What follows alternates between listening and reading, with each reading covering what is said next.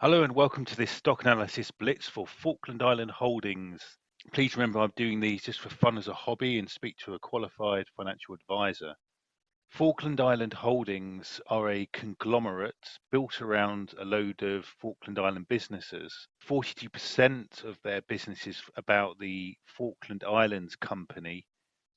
This is the largest retailer in the Falklands with about 60% of market share. Now, the Falkland Islands only has a population of about 4,000 people. Most of them live in Stanley, this tiny town here. Later on, I'll be talking about a military base at Mount Pleasant, and that's located here.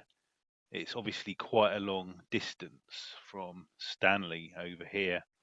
So, their retail businesses in Stanley include the West Store, which is the Falklands' largest supermarket. This is what that looks like, just to give you some kind of idea.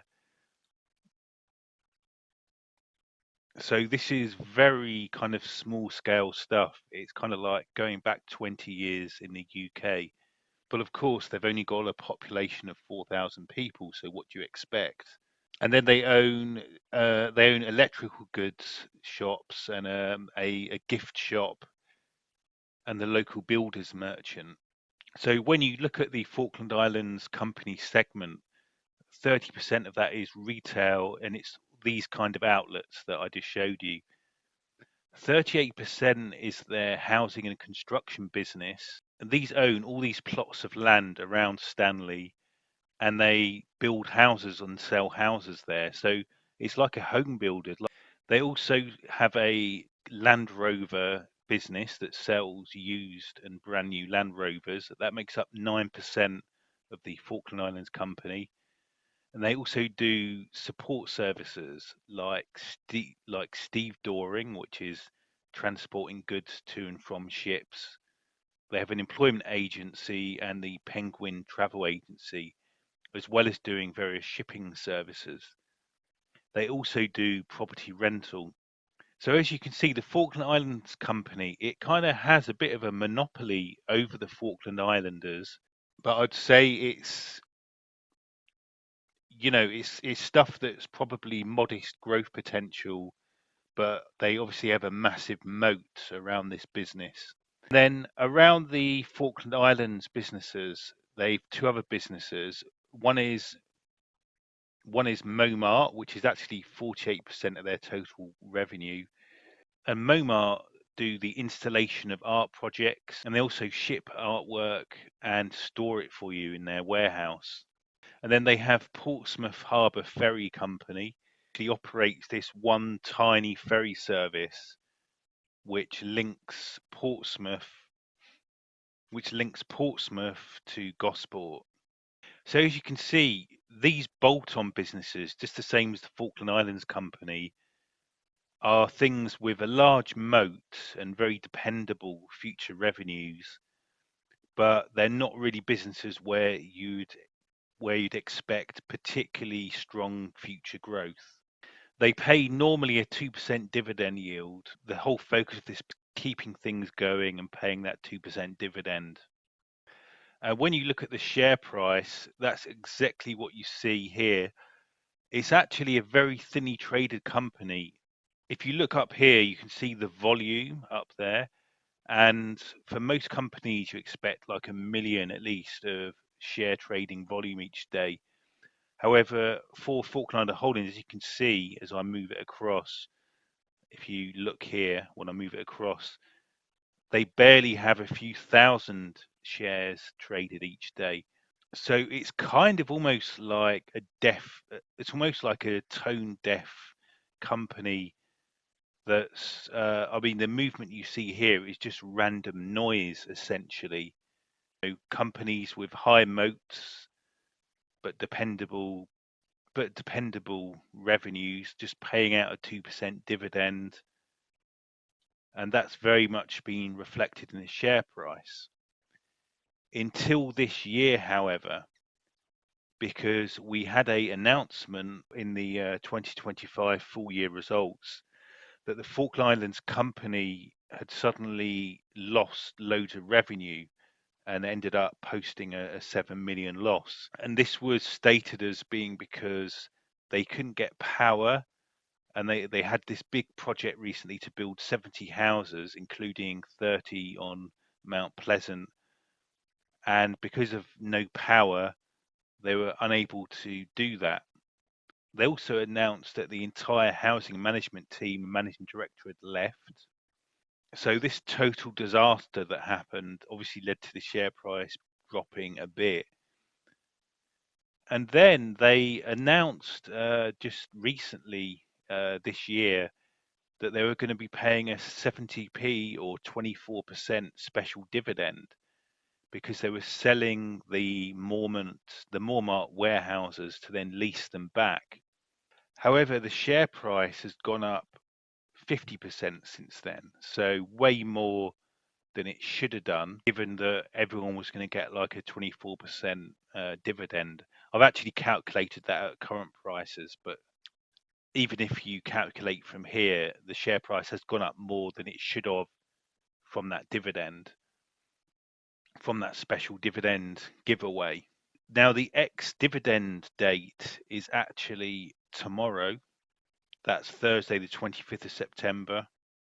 So I'm a bit suspicious that once we get past this ex-dividend date, what will happen. But I'm kind of expecting the share price just to fall back within this channel it's always been in. So delving further into this can't build the houses debacle, in the 2025 full year results, which came out in March of this year, they have this comment here that the situation remains very challenging. So that's obviously very dangerous when you see wording like that in the annual report. They do say that they may be able to claw some money back, though, from the MOD, because it was them who were supposed to be providing the power. It was just announced by their latest AGM statement that came out yesterday that they now do have power back on the site.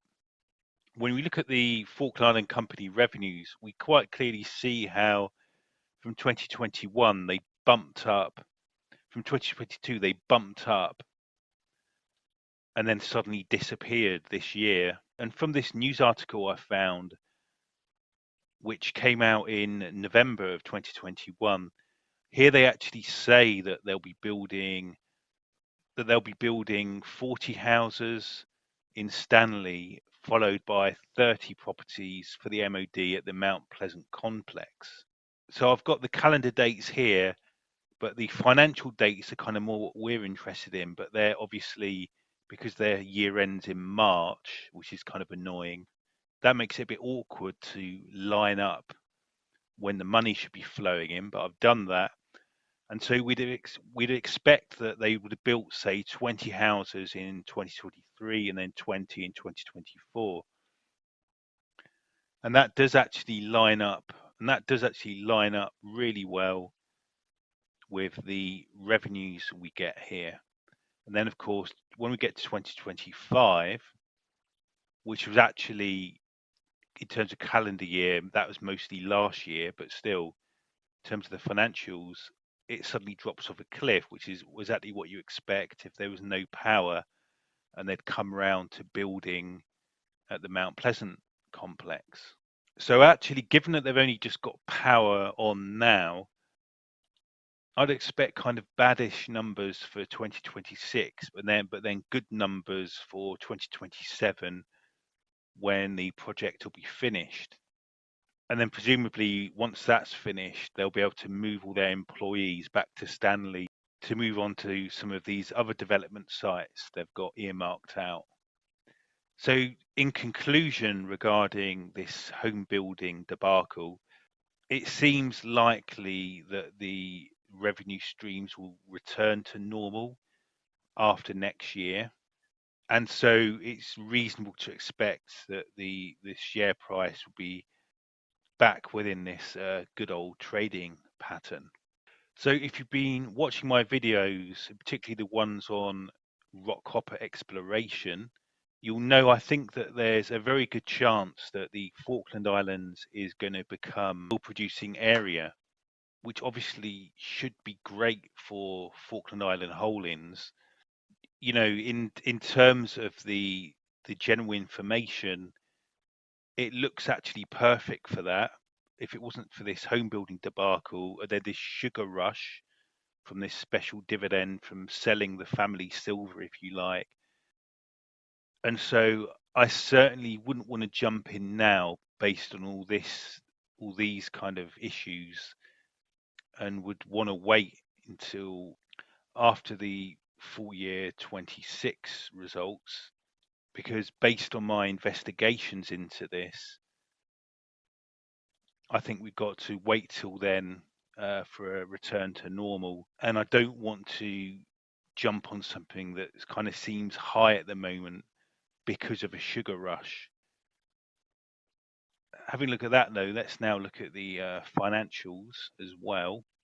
And actually, first of all, I'm going to go to the shareholding, which is quite interesting because 29% of the shareholders are actually this trust fund, which are from the descendants of this Jerry Zucker, who sadly died in 2008. So that's very unusual that you've got a kind of company that monopolizes trade on the Falklands itself is kind of monopolized by this family trust fund. And then the Jansa Group also has a big holding. You've got a shareholding that really is dominated by a few players. You know, it's kind of dominated by stakeholders who just want a safe, steady return, really, I guess, if they're a trust fund. And then we've seen that's exactly, and then we've got this kind of tone deaf profile of a company, which, as I've said, has just got businesses return predictable amounts of money and have a big moat around them, but without that much expectation of future growth. And then when you look at the shareholding, it's interesting how that tallied so well with the profile of the actual company itself.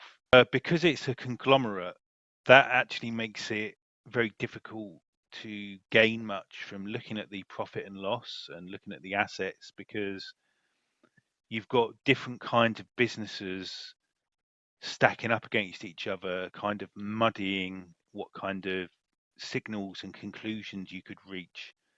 But just as a general appraisal, the revenue has stayed very similar throughout all this time period, as have the cost of sales.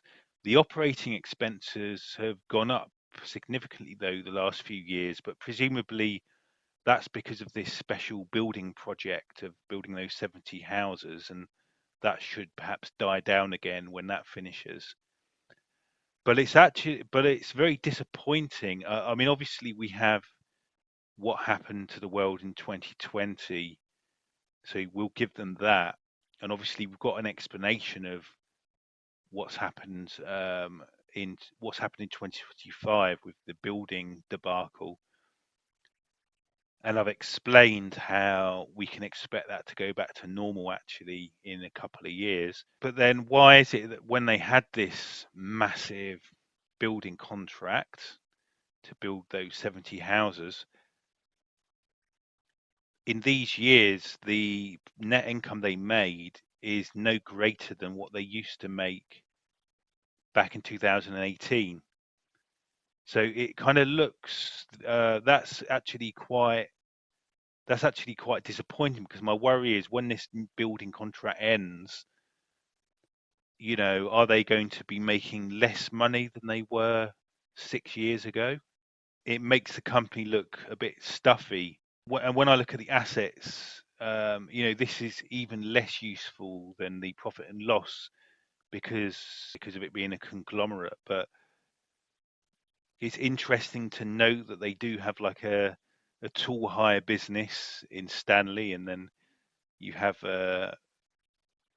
they do have like a car hire business, and so you've got this lease receivables and coming in here.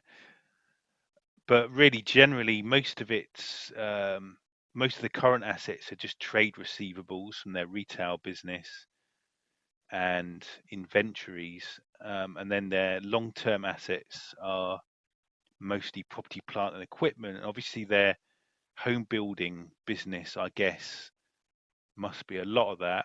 And a ferry service, that's going to be very capital intensive as well.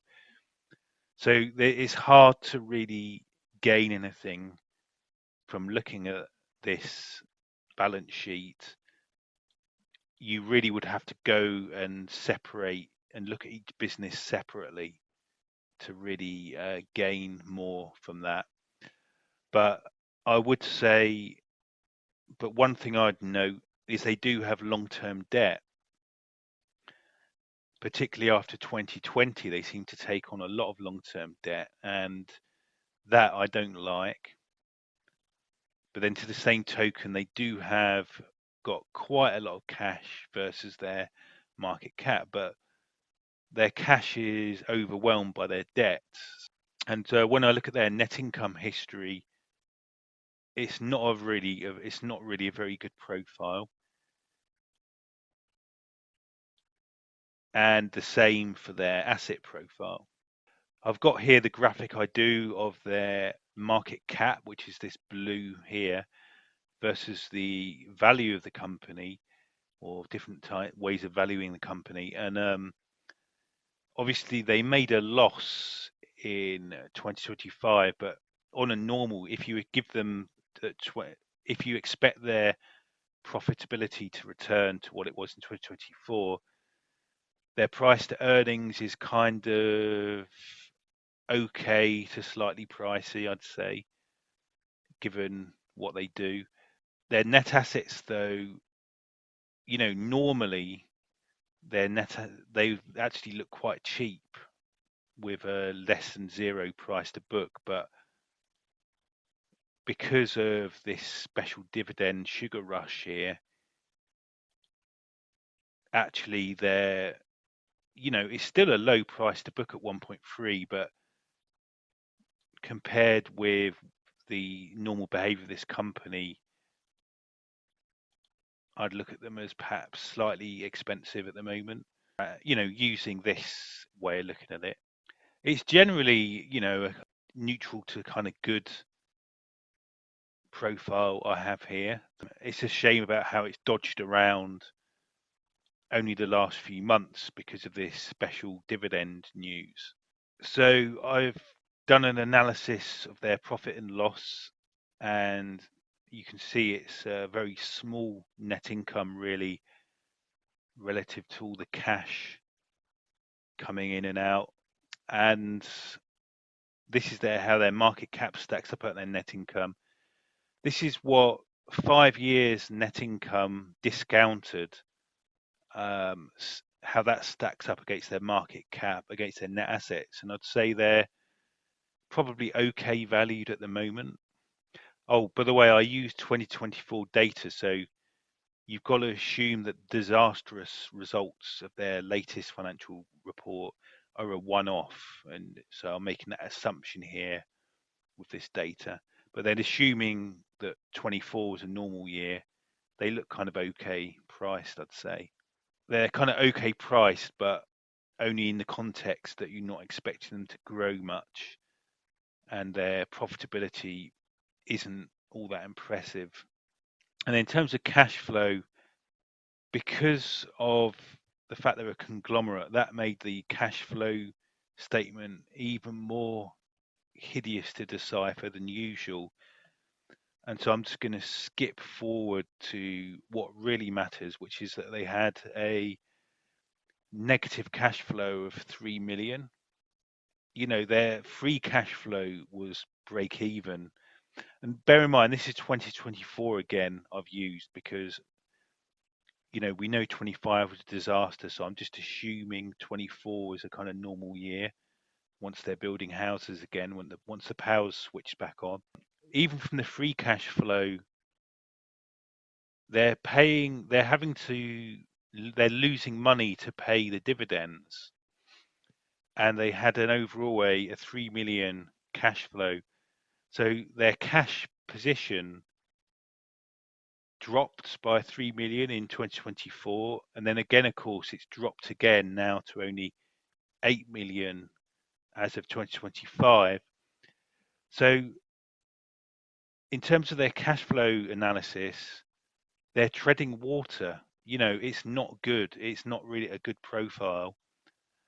And yep, they've got 8 million of cash, but they're going to only be able to keep this going for another 3 or 4 or 5 years before they really will run out of money without and not be able to pay those dividends anymore. So that completes my analysis. Falkland Island Holdings. My interest in them is that if the Falkland Islands becomes a oil producing region, just that should seriously increase the profitability of this company in the long term. It was kind of set up for this because it had kind of a really boring kind of tone deaf share price, which stacked up perfectly with the shareholding of the company, which is dominated by a couple of trust funds and who actually have guys on the board.